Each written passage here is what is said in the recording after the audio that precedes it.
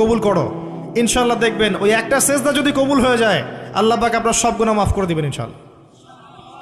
নামাজটা ছাড়েন না, যত পাপ করছেন করেন, আমি বলি নামাজ ছাড়েন না, ইনশাল্লাহ একদিন নামাজই আপনাকে পাপ থেকে বের করে আনবে ইনশাল্লাহ।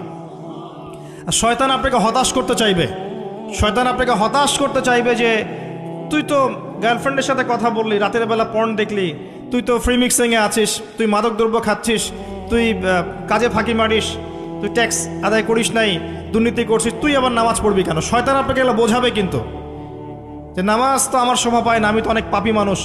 এই ধোকায় পা দিবেন না, আপনি নামাজ কন্টিনিউ করতে থাকেন, ইনশাল্লাহ আল্লাহ পাক আপনাকে পাপ থেকে বের করে আনবেন ইনশাল্লাহ।